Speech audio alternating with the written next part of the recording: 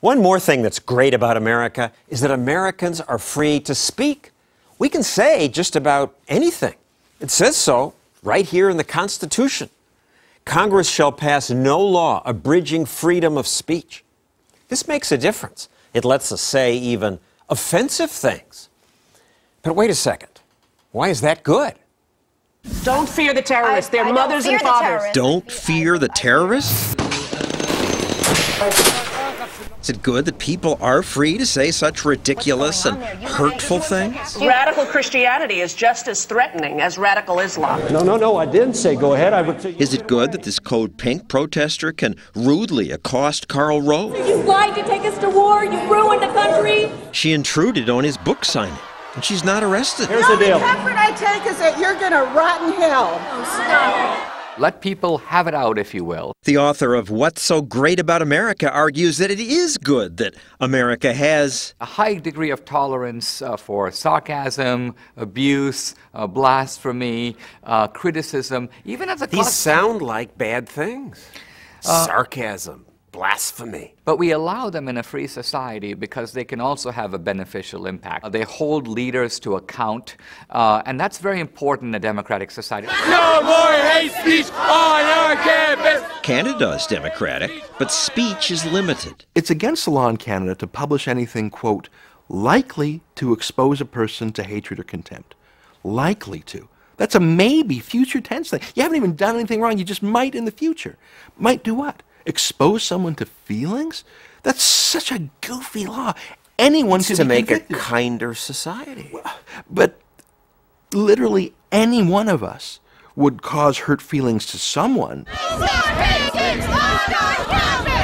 These Canadian students said Ann Coulter should not be allowed to speak. I was right there in the room. A crowd of 2,000 folks crushed against the door. Their Facebook page talked about throwing things, hurting her, getting arrested. But that's just mob violence. That's for the cops to deal with. What was far more concerning to me was that the university's vice president wrote Ann Coulter a letter in advance, threatening her with criminal prosecution if she gave her speech. Levant knows all about Canadian speech prosecution because he was the editor of this little magazine which reported on those Mohammed cartoons that led to riots around the world.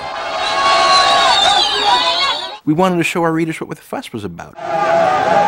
But he soon discovered that in Canada, the fuss was about him. One day, a registered letter arrived at my office from something called the Alberta Human Rights Commission. It's a government agency, and they said I had received a complaint against me for hate speech. I was ordered to come down to an interrogation, and for 90 minutes, the most bizarre thing happened. A government bureaucrat grilled me on my religious and political views. And if I gave the wrong answer, I would be subject to fines or other punishments. And you brought a camera. You videotaped. Yeah, I knew it was going to be so offensive to our liberal sensibilities. Are there other owners?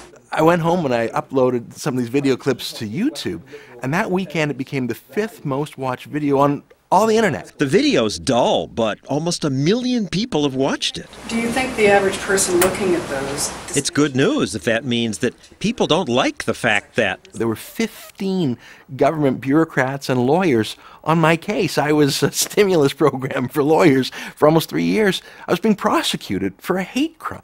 Canada has a free speech law. We sort of have an asterisk next to our freedom of speech in our Constitution. There's no asterisk on the First Amendment in the States. But in Canada, all of our freedoms are subject to reasonable compromise. And you can argue forever about what's reasonable. And that's one of the problems with such a vague rule as that. These censorship provisions can become political weapons to censor certain sides of the argument. I was just showing the truth. These cartoons were published in Denmark, caused some riots. 240 people were killed in the riots. That's the news. If the news can hurt someone's feelings, and that's against the law, nothing's safe. The news is safe in America. There is censorship. Comedy Central censored South Park's depiction of Muhammad. But this was just one frightened private company that chose to censor its own product. But when government censors, no one may speak. In Canada, government censors selectively. A couple of comedians in Toronto hired an airplane to tow a banner across Toronto saying, "Jesus sucks." That upset one Canadian. He filed a complaint with the Human Rights Commission calling that hate speech. He was thrown out. But the Islam case was pursued.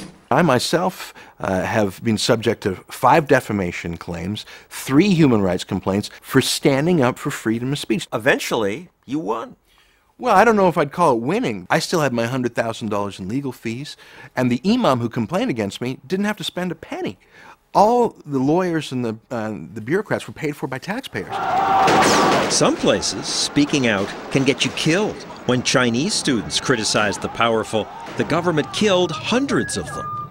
We don't know what happened to this student who courageously, temporarily, stopped the tanks. He hasn't been seen since. In Russia, even the richest man in the country can't speak out. Here he is, Mikhail Khodorkovsky. He dared challenge Vladimir Putin. Now he sits in jail. In Austria, this British writer was jailed for a year for writing a book that denied the Holocaust. France fined the actress Brigitte Bardot $10,000 for inciting racial hatred because she wrote a book that complained about Islamification in France. In Venezuela, Last month, a pro-government gang attacked Globovision. Government shuts down TV stations that criticize. But in America, we have free speech.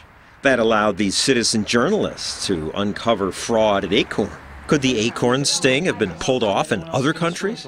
The man who promoted it says probably not. They don't have a First Amendment in Britain. They don't have a First Amendment in Canada. The First Amendment allows citizen journalism and all sorts of citizen speech. You work for us! People are free to criticize members of government, and they do. They get right in politicians' faces. You and your cronies in the government do this kind of stuff all the time. It's one more thing that's great about America.